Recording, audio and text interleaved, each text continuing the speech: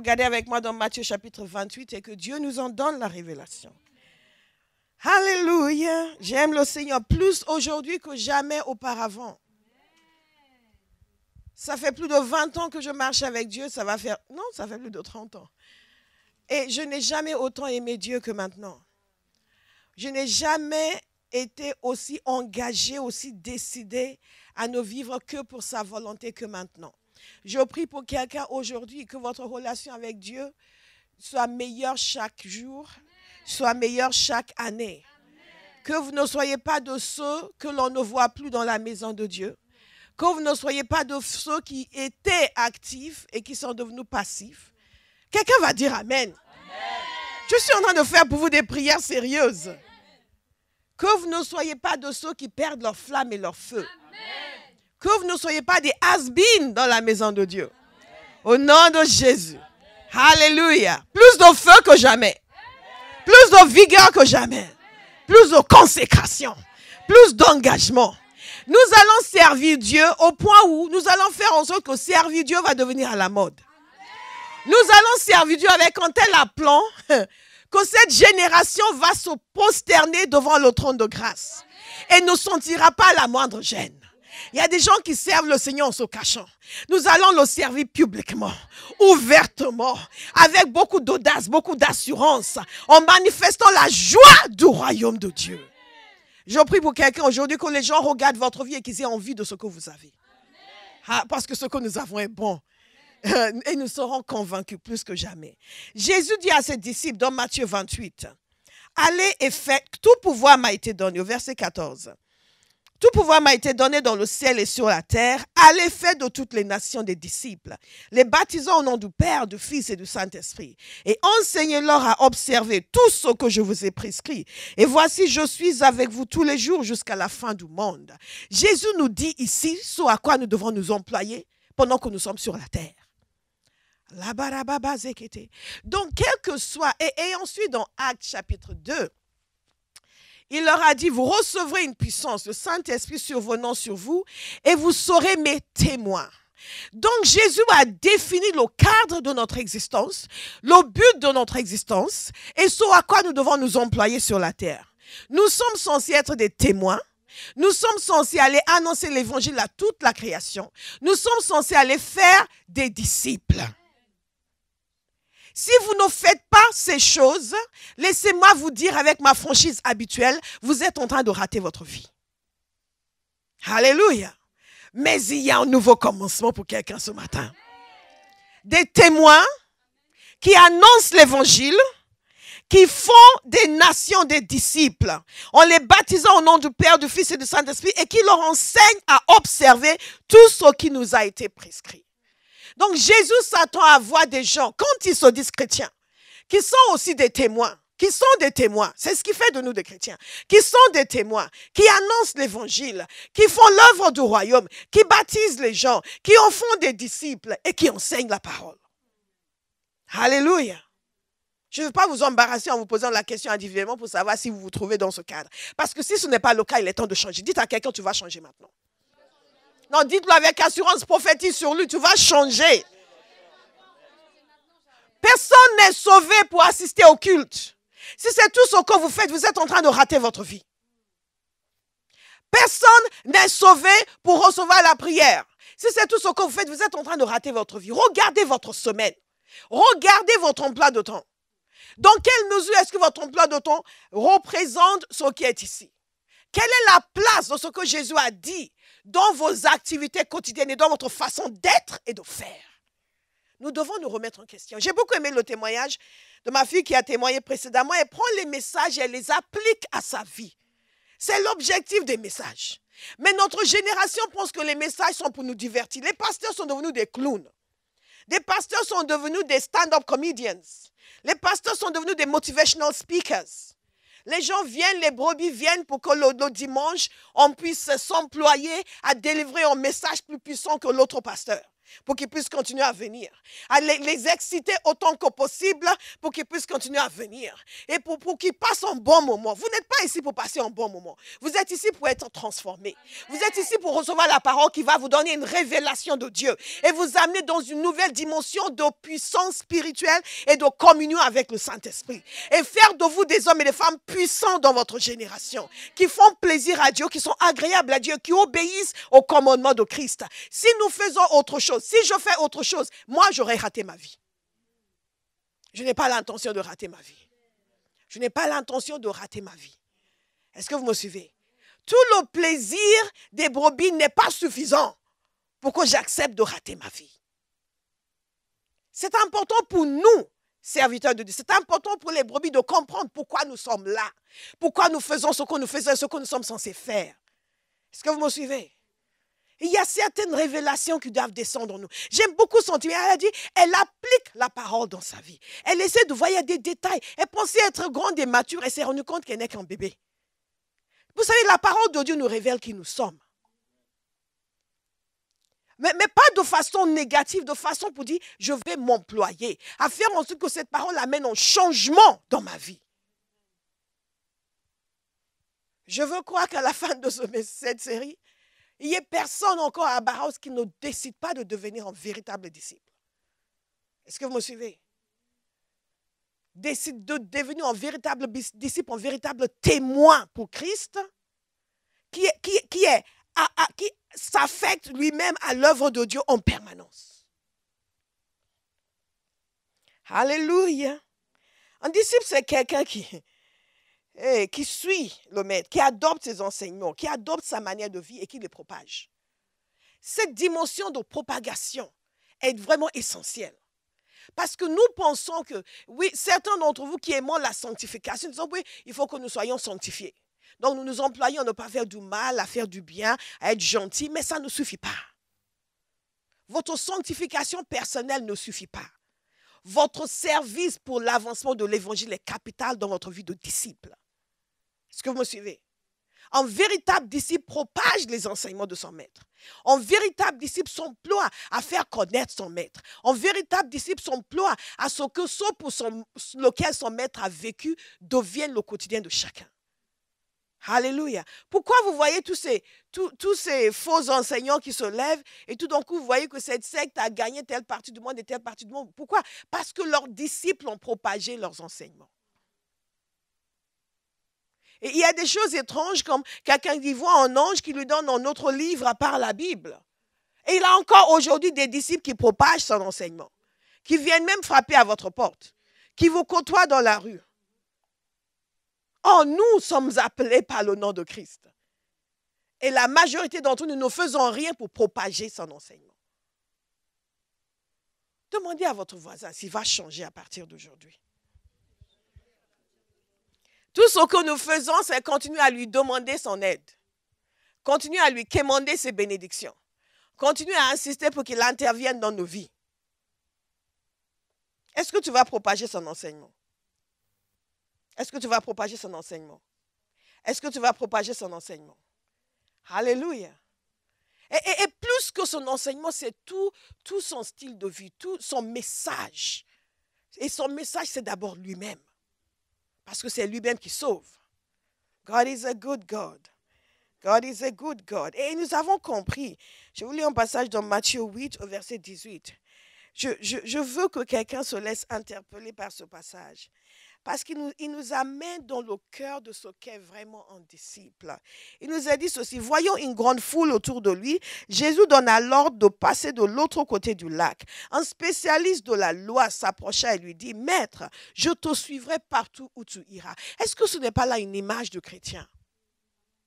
I surrender. Oh, oui. Prends tout, Seigneur. Et nous croyons être sincères au moment où nous le chantons, n'est-ce pas? Donc, il a dit, Maître, je te suivrai partout où tu iras. N'oublie pas, ça c'est un spécialiste de la loi, un scribe. Ce n'est pas quelqu'un qui parle comme ça. Ce n'est pas juste un jeune un peu écervelé qui a parlé sans réfléchir. Cet homme a réfléchi à ce qu'il a dit avant de le dire. Jésus lui répondit, les renards ont des tanières et les oiseaux du ciel ont des nids. Mais le Fils de l'homme n'a pas un endroit où il puisse reposer sa tête. En outre, et j'aime beaucoup Jésus parce que il y a des gens qui veulent venir vers vous et que vous les rassuriez. Jésus n'a rien fait pour le rassurer. Donc, en d'autres termes, tu viens, take it as it is. Tu me suis, tu me suis. Je ne suis pas en train de te promettre que, bon, on va avoir des grandes chambres d'hôtel où on va dormir. Mais tu décides de me suivre, c'est une décision que tu prends dans toutes les circonstances. Est-ce que vous me suivez?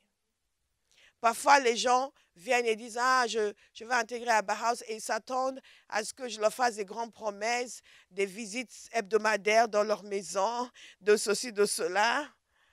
Et parfois, comme on l'a dit, oui, mais ok, mais si vous voulez intégrer cette église, il faut ça, ça, ça et ça. Ah, ok. C'est la dernière fois que vous les voyez. Parce qu'ils voulaient simplement venir pour le fun. Alléluia. Regardez le suivant, ce qu'il a dit à Jésus et ce que Jésus lui a dit. Je suis en train de dire à quelqu'un que Dieu attend quelque chose de nous. Si nous changeons de mentalité, nous cessons d'avoir cette mentalité d'assister, de quémandeur de bénédiction, nous allons vivre encore plus de bénédiction. Parce que la bénédiction est inhérente dans l'obéissance. Jésus a dit chercher premièrement le royaume de Dieu et tout le reste vous sera ajouté. Il n'a pas dit vous allez supplier pour le reste. Il a dit ça va être ajouté. C'est un raccourci. Extraordinaire. Je veux voir quoi Bauhaus est en train d'aimer ce message. Un autre, parmi les disciples, lui dit, Seigneur, permets-moi d'aller d'abord enterrer mon père. Mais Jésus lui répondit, suis-moi et laisse les morts enterrer leurs morts. Ça s'appelle la consécration, mes amis. Ça s'appelle, si un pasteur vous disait ça, il n'y a pas d'amour dans cette église. Jésus a dit, laisse les morts enterrer les morts. Toi, tu me suis. En d'autres termes, ne va pas enterrer ton père. Reste ici. Me suivre, me servir est plus important que d'aller enterrer ton père. Notre mentalité doit changer. Est-ce que quelqu'un va prier pour que Dieu l'aide à ce que sa mentalité change? Parce que ces choses qui sont tellement importantes pour nous, que nous mettons en avant par rapport à l'œuvre de Dieu, n'ont aucune importance devant Dieu. Aucune importance devant Dieu. Que Charlène vienne me dire maintenant, pasteur, je ne pourrais pas faire l'œuvre qui m'a été confiée parce que je dois aller enterrer mon père. Je dis, non, laisse les morts enterrer les morts. Toi, fais l'œuvre du royaume. Hey! Elle va faire une vidéo sur YouTube. Les églises où on contrôle les gens. Les églises où on sépare les gens de leur famille. Je veux que quelqu'un réfléchisse sérieusement. Jésus a appelé ses disciples. Pierre était un homme marié. Il ne lui a pas dit, tu es marié, reste avec ta femme. Il l'a enlevé et il l'a suivi partout pendant 3 ans. Ces choses que nous considérons si importantes, que nous mettons en avant, qui nous empêchent d'obéir à Dieu, de faire la volonté de Dieu, ne sont pas importantes. Et certains d'entre nous vont nous conduire en enfer. Parce que beaucoup de gens qui déconnectent avec Dieu, c'est souvent sur ce genre de choses. Ou peut-être qu'il y a quelque chose qu'ils sont censés faire, qu'on s'attend à ce qu'ils fassent pour le Seigneur. Et eux, ils ont autre chose dans leur vie qui leur semble plus important. Et après, ils sont vexés, ils s'énervent, ils s'en vont et progressivement, ils tombent, ils se séparent de Dieu. Et ils commencent à dire, oui, les églises, ils veulent ça. Ce n'est pas les églises, c'est toi qui n'as pas compris les valeurs du royaume. Waouh, c'est puissant ce que je viens de dire. Je voulais savoir s'il a entendu. Nous servons un Dieu merveilleux. Et donc, quand vous comprenez que la parole est censée être appliquée, je dois donc prendre ces paroles et dire, Seigneur, change ma façon de penser. Change mes valeurs. enlève la programmation qui a été faite en moi par mon éducation quant à ce qui est important et ce qui n'est pas important. Quand nous entrons dans le royaume de Dieu, nous devons commencer à comprendre que les choses ont une valeur autre que celle que nous avions auparavant. Et commencer à accepter que l'on nous instruise pour que nos valeurs soient modifiées. Et ne pas nous fâcher parce qu'on nous dit ça, ce n'est pas aussi important que tu le penses. Ou ça, c'est important, mais ça vient en premier. Comment ça? Non, acceptez. Dis, je vais accepter. Parce que sinon, nous passons encore à côté. Nous pouvons, comme elle a dit, penser que nous sommes grands. Et ensuite nous rendre compte qu'en fait, non, nous ne sommes pas encore grands. Parce que nos valeurs n'ont pas changé. Ce n'est pas la quantité de versets que nous avons accumulés. Ce n'est pas le nombre d'années dans l'Église, c'est la transformation de nos pensées, le changement de nos valeurs, notre manière de penser, de fonctionner, qui montre notre maturité spirituelle et qui montre si oui ou non nous sommes de véritables disciples. Alléluia. Alléluia. Alléluia. Alléluia. Alléluia. Dans Hébreux chapitre 10, au verset 23, et ça c'est absolument capital. Je veux que vous le voyez. Il nous a dit ceci: restons fermement attachés à l'espérance que nous reconnaissons comme vraie sans fléchir, car celui qui nous a fait les promesses est fidèle. Et veillons les uns sur les autres pour nous encourager mutuellement à l'amour et à la pratique du bien. Ne délaissons pas nos réunions, comme certains en ont pris l'habitude. Au contraire, encourageons-nous mutuellement. Et cela d'autant plus que vous voyez se rapprocher le jour du Seigneur. Le dernier point que je voudrais vous donner dans le processus de discipulat, c'est bénéficier du ministère des saints et de l'Église locale. Cette parole nous dit ceci: ne délaissons pas nos réunions.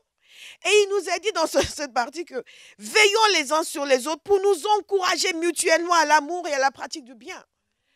Et ne délaissons pas nos réunions, comme certains en ont pris l'habitude. Ce n'est pas d'aujourd'hui que certains cessent d'aller à l'église. Même à l'époque de l'apôtre Paul, il y a des gens qui étaient zélés et au bout d'un moment, on ne les voyait plus.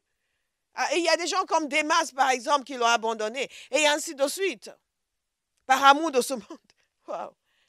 Certains d'entre nous, c'est maintenant que nous écrivons les Actes des Apôtres, chapitre 3, 1021, qui porte sur la vie de Manu. Alléluia. C'est elle qui l'écrit.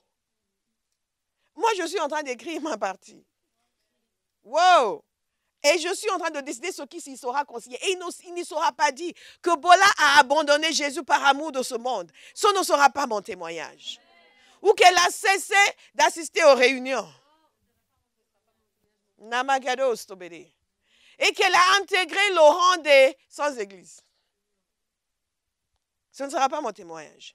Ou qu'elle était juste un chrétien du dimanche. On ne la voyait jamais à la prière. On ne la voyait jamais pendant le temps de jeûne. On ne la voyait jamais au service. On ne la voyait jamais impliquée dans quoi que ce soit. Mais elle était là le dimanche. Ce ne sera pas mon témoignage. Et il sera dit me concernant que c'était un véritable disciple de Christ. Au nom de Jésus. Ce sera votre témoignage aussi. Un véritable disciple de Christ. Un disciple de Christ. Ne délaissons pas nos réunions comme certains ont pris l'habitude, au contraire, encourageons-nous mutuellement. D'autres termes. D'un côté, il y a délaisser les réunions. D'autre côté, il y a être dans les réunions et s'encourager mutuellement. Un vrai disciple, c'est quelqu'un qui est intégré dans une église locale. Et qui se laisse encourager dans l'amour. Et qui se laisse encourager à pratiquer le bien. Parce que nous avons besoin de cet encouragement. Nous en avons besoin. Nous avons besoin des frères et sœurs qui vont nous encourager, non pas à la rébellion, mais à pratiquer le bien. Si quelqu'un vous encourage à pratiquer le mal, fuyez-le. Parce qu'il y a des loups dans l'église aussi. Mais la parole de Dieu nous dit que nous devons nous encourager à pratiquer le bien. Et que dans le contexte, et quand on parle d'église locale, les gens vont dire oui, mais moi je suis dans une... Non, nous on est plus maintenant dans l'optique cellule, on est entre nous. Non. Partout où l'apôtre Paul allait, quand ils établissaient, il y avait des gens qui étaient convertis.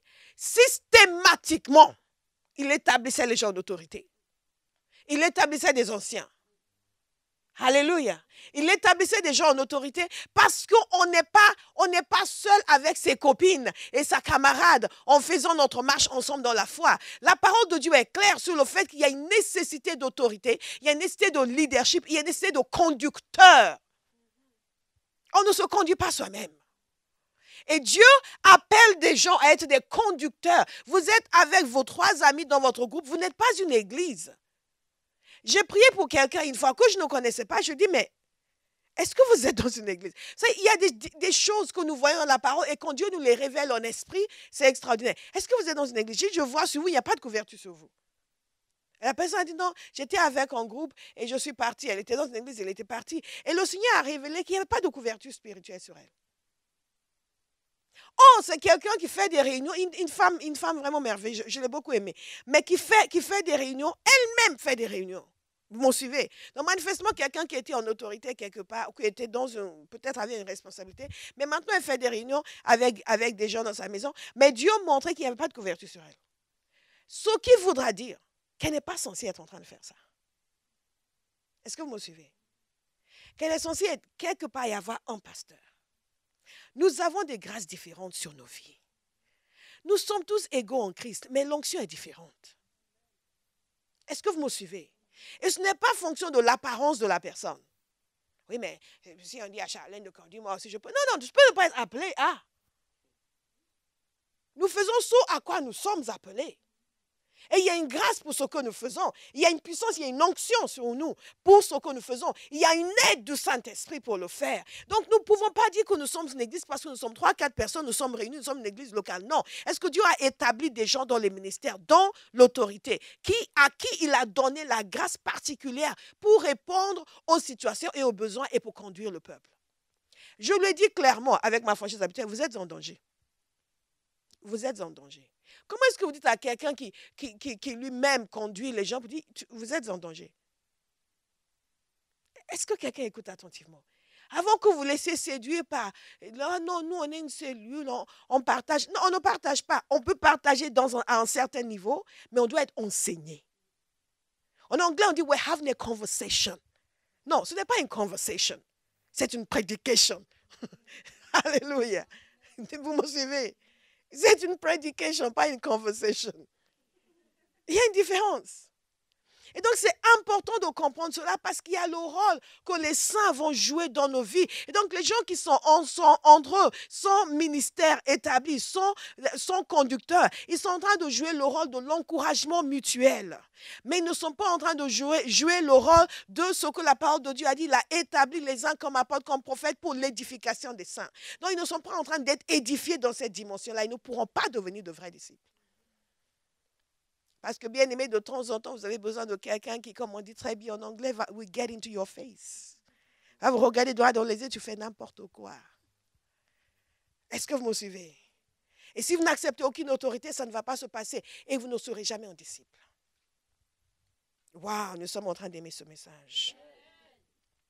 Éphésiens 4, verset 11, nous dit ceci, c'est lui qui a donné les uns comme apôtres, les autres comme prophètes, les autres comme évangélistes, les autres comme bergers et enseignants. Il l'a fait pourquoi? Pour former les saints aux tâches du service, en vue de l'édification du corps de Christ. Dieu est en train de bâtir son église. Jésus a dit, je bâtirai mon église. L'édification du corps de Christ passe par les ministères qui amènent l'enseignement, l'exhortation et la formation pour l'œuvre du service. En d'autres termes, vous ne servez pas comme vous devriez juste parce que vous êtes né de nouveau.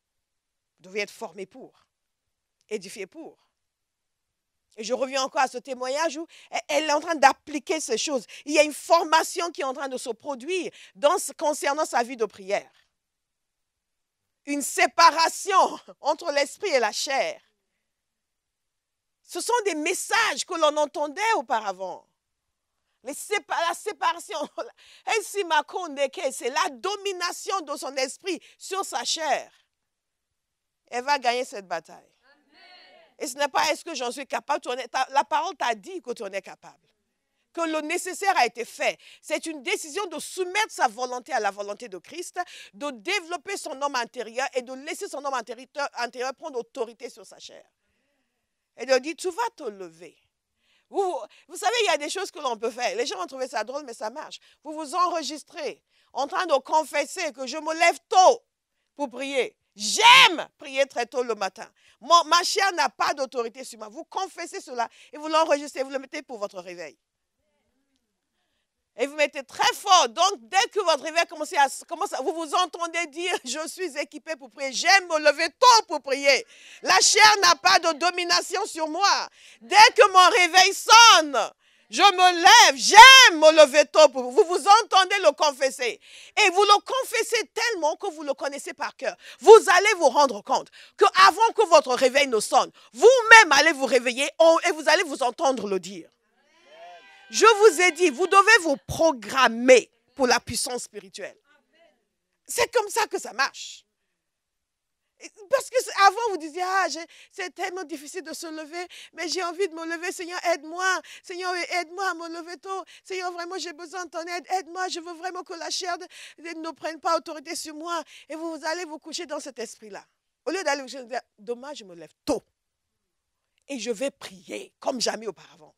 Et je le ferai tous les jours. Vous vous dormez, vous vous couchez en disant ça. Alléluia. Et vous mettez un enseignement de Pasteur Bola pendant que vous dormez. Gloire à Dieu. Et ça entre en vous pendant que vous dormez. Tous les démons qui voulaient vous troubler dans le sommeil, ils entendent ma voix. Ah! Alléluia. God is so good. Puissant est notre Dieu. Donc, il veut nous former aux tâches du service en vue de l'édification du corps. En d'autres termes, quand les chrétiens sont formés pour l'œuvre du ministère, quand les chrétiens sont formés pour servir Dieu, c'est l'Église qui est bâtie. C'est l'Église qui est bâtie. Alléluia. Nous sommes des disciples lorsque nous sommes intégrés dans une assemblée locale où nous nous laissons encourager, où nous nous laissons enseigner. Et quand vous regardez l'exemple de Jésus, qu'est-ce que Jésus a fait? Il a appelé ses disciples et ils l'ont suivi. Je déclare sur quelqu'un l'onction pour suivre. Vous ne dites pas Amen. Si je dis l'onction pour être financièrement prospère, tout le monde va hurler ici. Nous devons savoir apprécier les choses qui ont de la valeur. Nous devons apprécier les choses qui ont de la valeur. C'est pour ça que j'ai écrit « Appelé à l'existence ». Et bien été étonnée quand elle a commencé à voir les chapitres. Parce qu'elle pensait que j'allais commencer en disant « Je suis puissant, j'ai beaucoup d'argent, j'ai un beau mari, j'ai une belle épouse, j'ai une superbe voiture. » Il y a un chapitre sur l'abondance financière. Ne vous inquiétez pas. I'm on fire. Il y a un chapitre sur l'abondance financière. Mais je mets le doigt sur les choses qui nous empêchent d'être puissants. Le rejet, la déception. Ces choses sont dans notre âme. Et nous les laissons là, nous chantons un peu Alléluia et après nos basses baissent parce que nous sommes encore déçus. Est-ce que vous me suivez?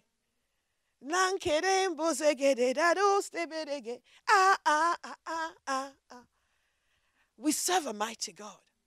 Nous sommes son ouvrage. Nous devons décider de nous présenter au monde comme l'ouvrage de Christ. Comme des hommes et des femmes qui ont été travaillés par Dieu, façonnés par Dieu, disciplinés par Dieu, équipés par Dieu. Et de telle sorte que les gens nous voient, ils sentent l'arôme de Christ. Quelqu'un va prendre cette décision de changer son optique, de cesser juste d'essayer de triompher plus ou moins, de chasser les démons plus ou moins, d'avoir un peu de paix. Vous méritez plus que juste un peu de paix. Jésus mérite plus que juste un peu de paix. Jésus mérite d'être mis en vitrine dans notre génération à travers une église qui est non seulement lavée, mais aussi sanctifiée, purifiée, travaillée par Christ, façonnée, qui est devenue des disciples dont les vies sont agréables à voir.